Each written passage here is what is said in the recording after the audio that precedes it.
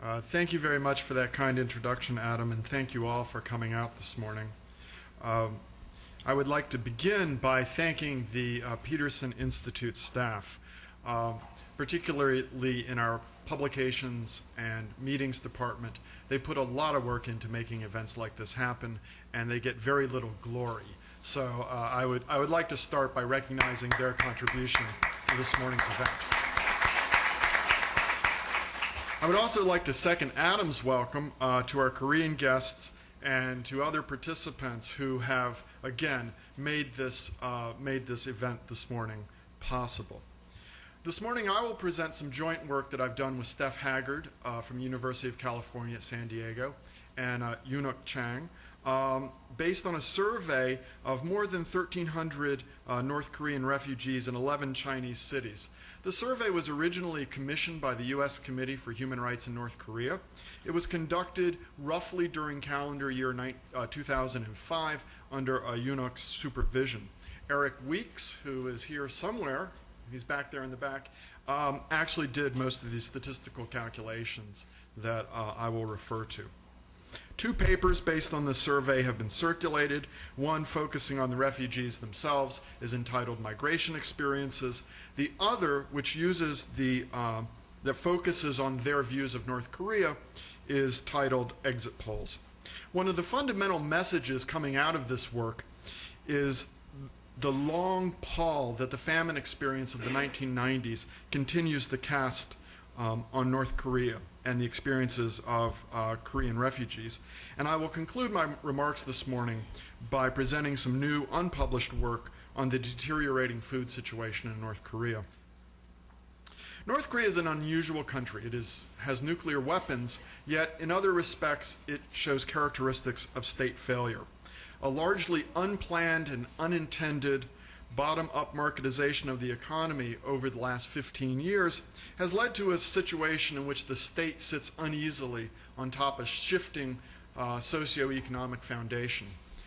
Given the hard times in North Korea, something on the order of 20,000 to as many as 400,000 North Koreans have fled the country via China.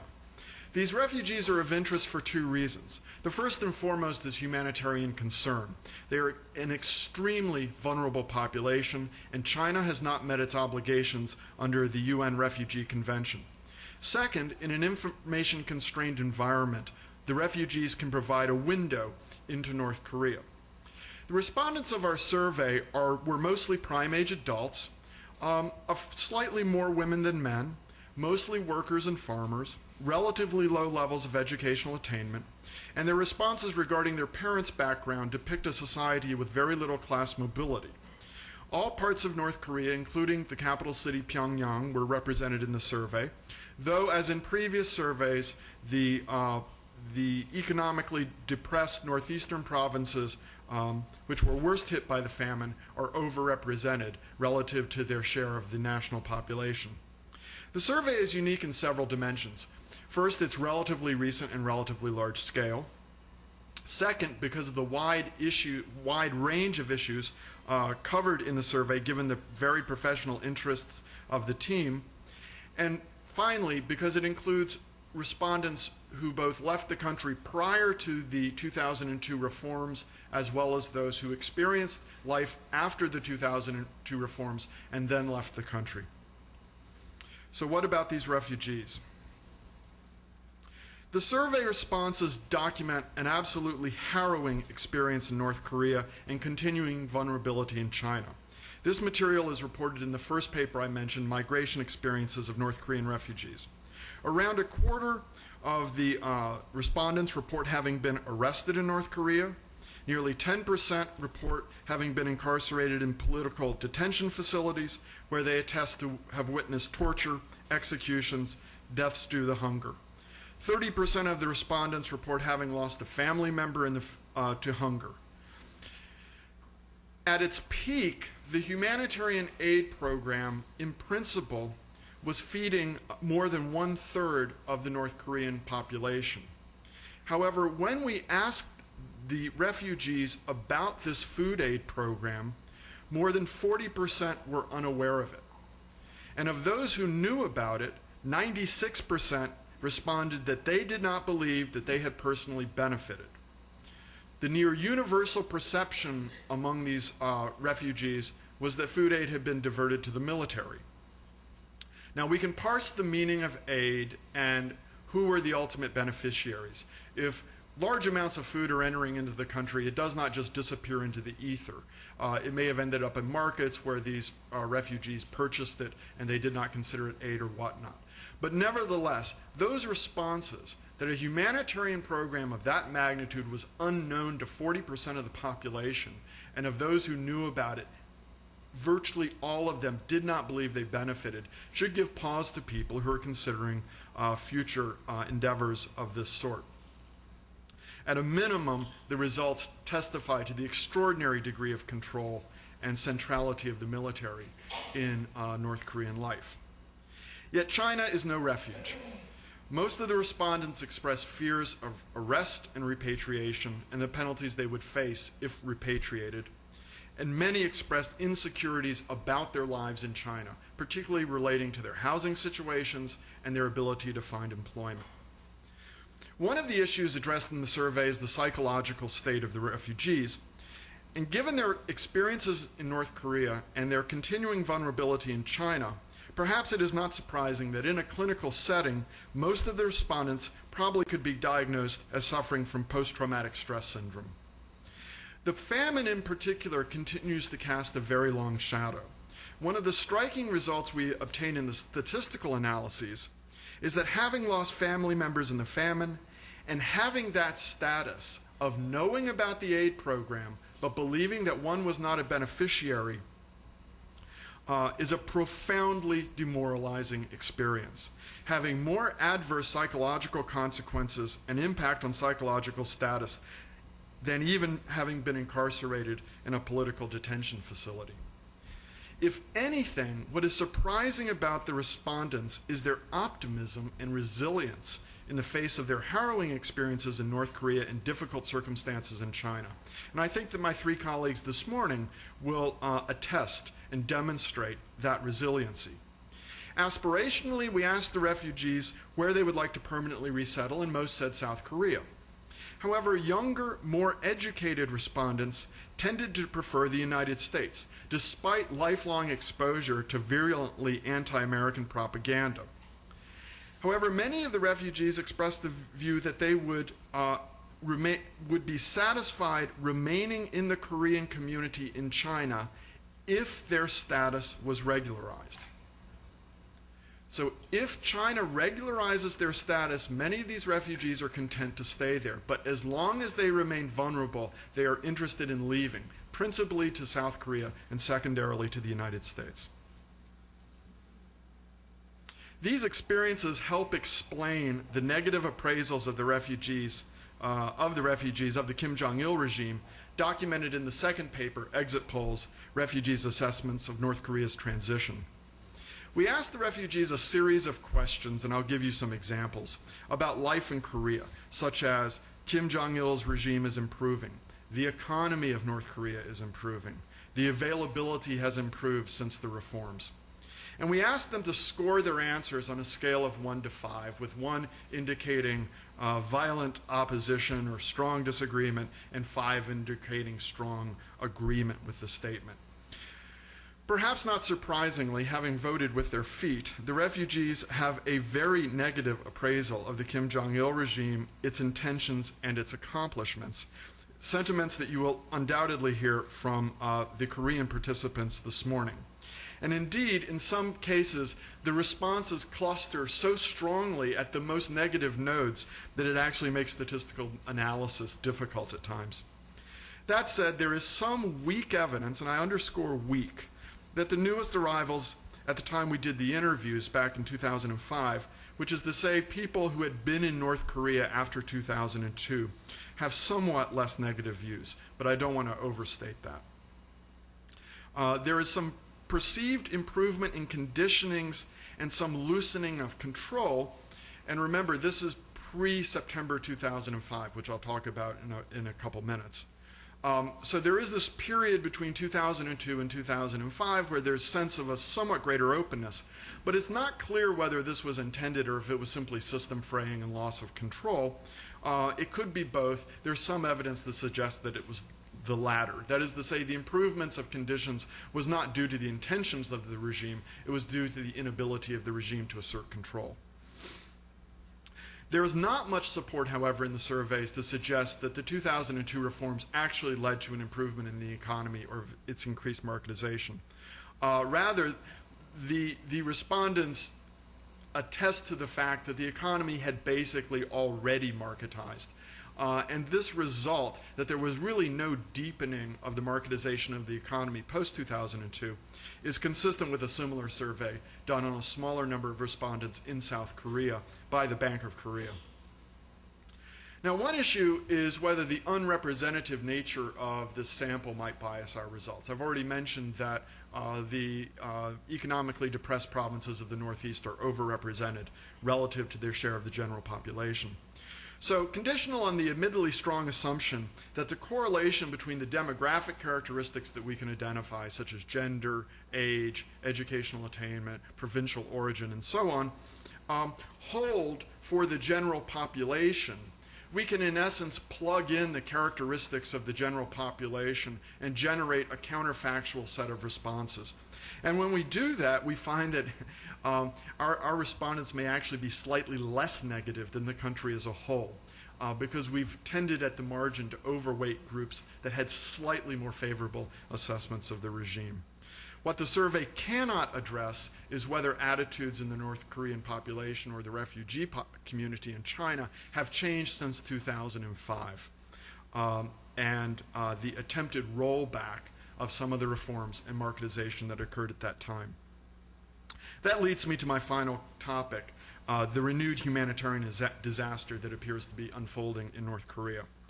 On the back of improved harvests in the early part of this decade and a good aid relationship with South Korea and China, in 2005 the North Korean government undertook a series of very reckless actions. First of all, they reneged on agreements with the farmers and began expropriating grain in the rural areas.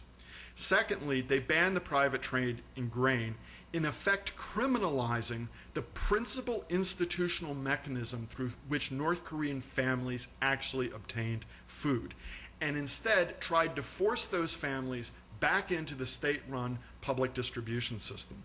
They threatened to expel the World Food Program, the WFP, and NGOs that were operating in the country. These policies proved unsustainable.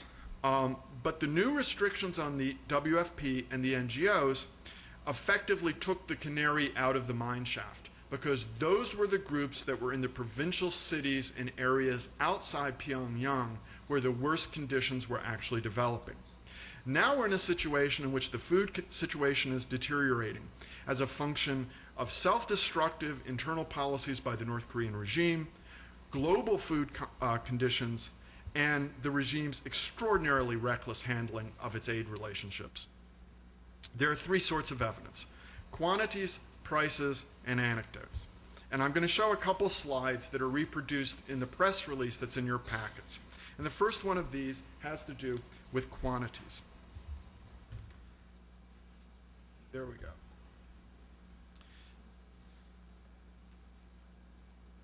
If it's going to be a real economics lecture, it has to have at least one incomprehensible chart. And this is mine for the morning. Okay, what is this thing? What is this beast?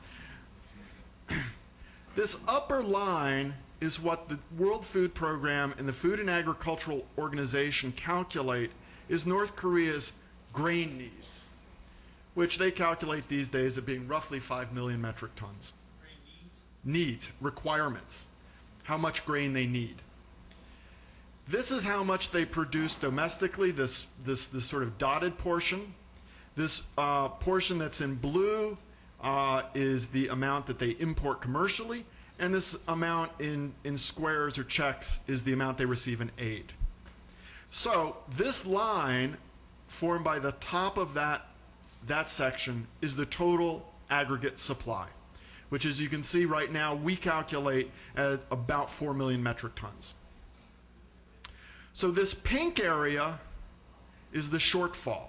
It's the gap between what the WFP and FAO calculate they need and what we calculate they actually have. Now, the problem with this chart is that this is not plausible. It's not plausible that North Korea could be 1 million metric tons short year after year after year. It's not sustainable.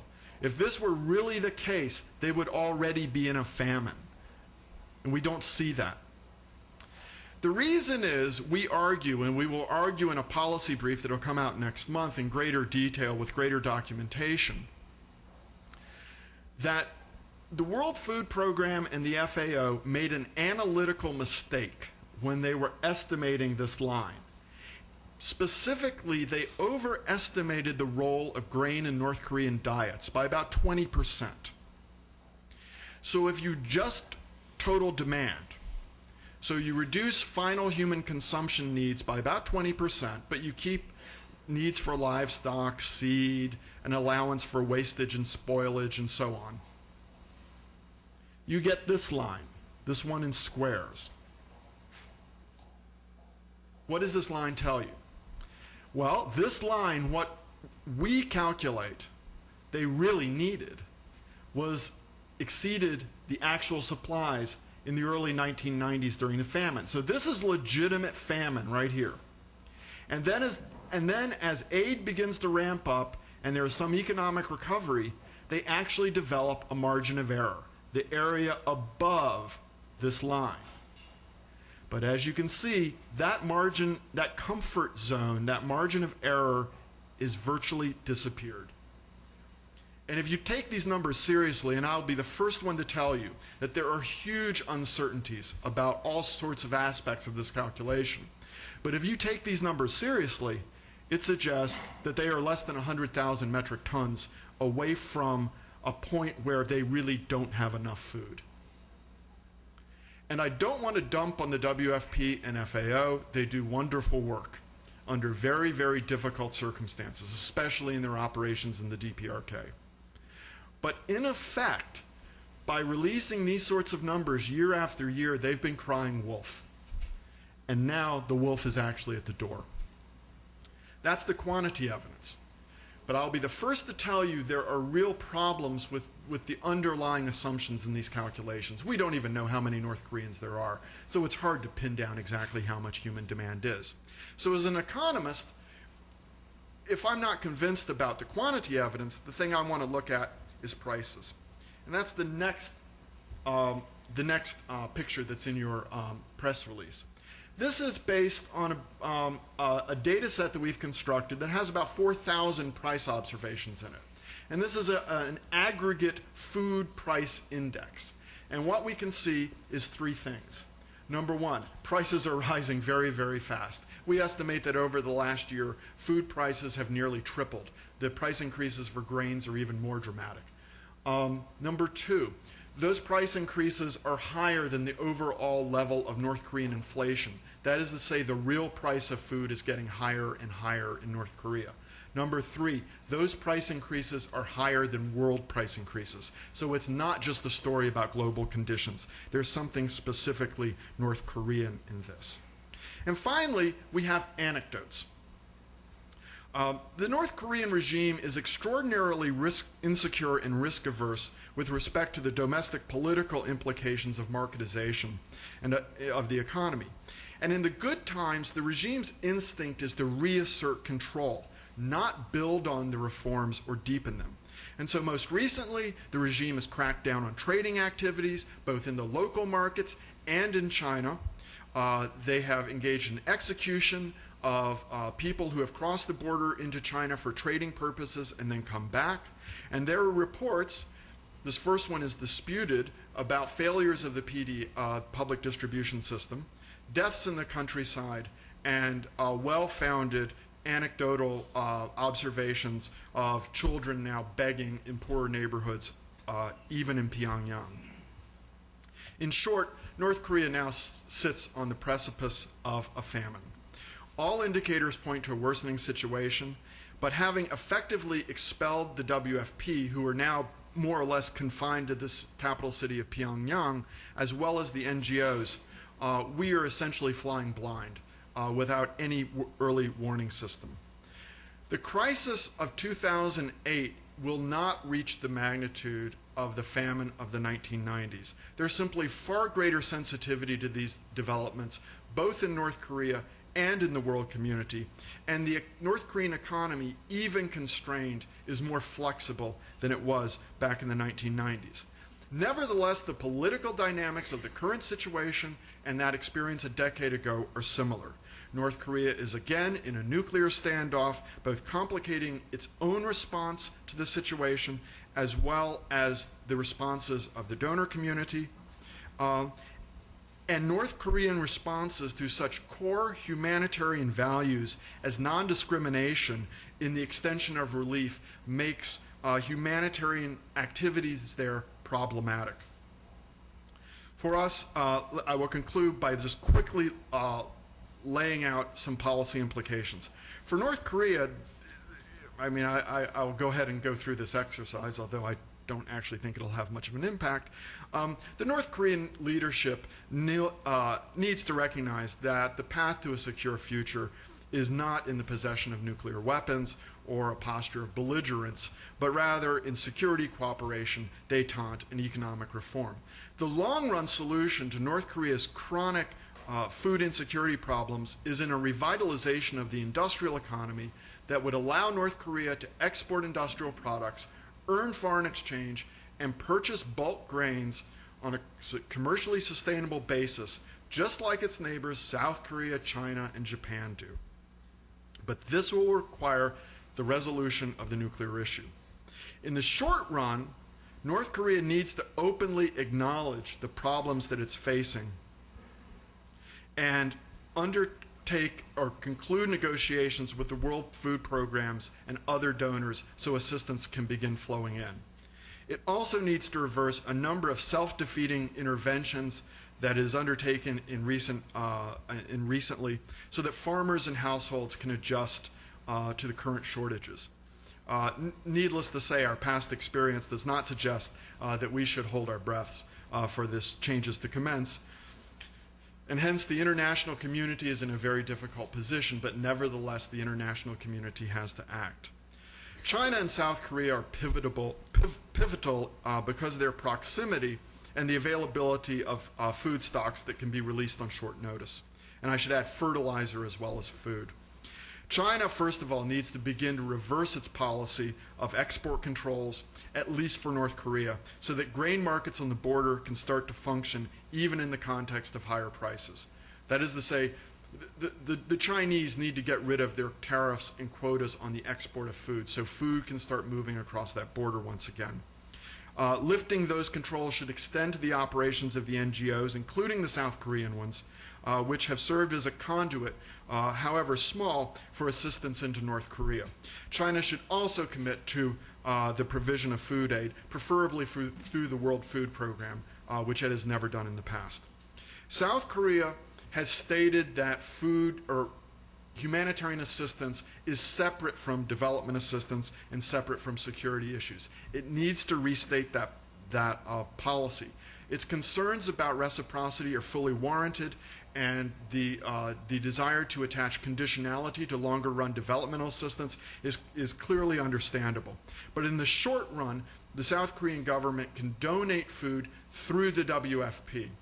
And increase its donations through the WFP, and possibly use South Korean NGOs that operate on the Chinese border as well.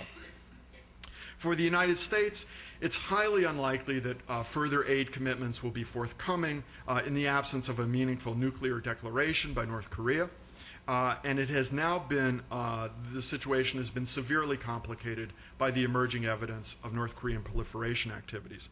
But at a minimum, the United States government should undertake planning with the WFP and the NGOs that would permit a rapid response once the political situation has changed. The U.S. Finally should also exercise leadership with respect to the refugee question.